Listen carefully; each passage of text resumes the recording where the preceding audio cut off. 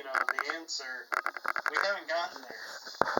And will we get there? I don't know, because the way I like to look at it is, so here's, the surface level.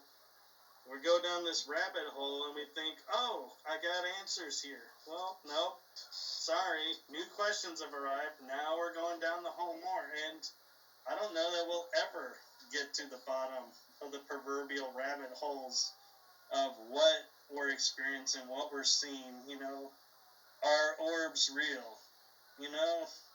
I think that's going to be a debate that's going to go on for probably another 10, 20 years, because so many people can prove what it is, so many people can prove what it's not.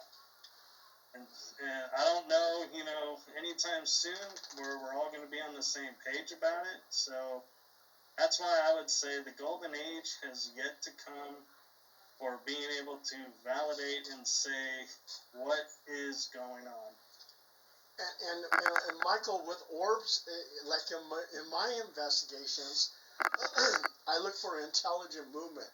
So I probably mentioned this story before, but in one of our cases, Emily the ghost was actually draining the energy from the occupants. So one of my investigators said, Paul, I feel fatigued, I feel dizzy, I feel like I'm going to pass out. And I said, I wonder if Emily's draining the energy from you. And I said, go ahead and sit down. And I said, Emily, if you're listening to me, kiss him on the lips. And with 3 cameras, we snap a photo and we get an orb on his mouth. That showed me intelligent movement. And I said, Emily, if you're listening to me, sit on his lap. And the orb was now hovering over his lap. That was something I was able to deem as paranormal. And also too, as for Ed and Lorraine Warren, a lot of journalists and some former investigators have claimed that Ed and Lorraine Warren were fakes or con artists, that they exaggerated a lot of their stories to make money. And the skeptics also too, they made comments that the Warrens never provided any solid scientific proof of their claims.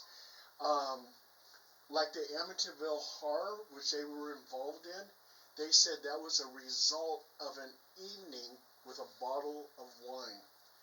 And Ed was known to also too hire a writer, a very good writer, to put these stories together. And I learned some terrible things about Ed and Lorraine Warren. Ed was known to also hit Lorraine, so it seems like he was a wife beater. And also too, they brought in a woman to live with them to clean the house and stuff like that.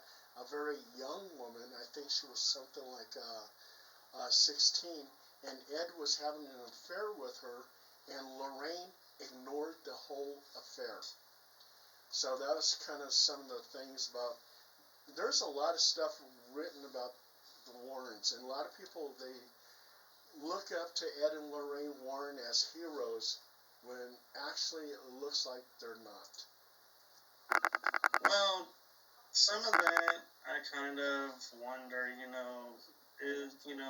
is the claim true, or, is it somebody who maybe, worked with the foundation, got let go, has a vendetta, so started this rumor, because that's what goes on. And, so I tend to take the stance of, when it comes to stuff like that, if I was there and I witnessed it, I will say yes.